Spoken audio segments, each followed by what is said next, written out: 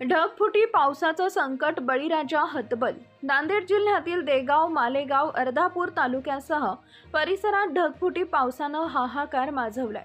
गावोगावी पावसाचं पाणी घरात, शाळांमध्ये शिरल्यानं जनजीवन विस्कळीत झालंय।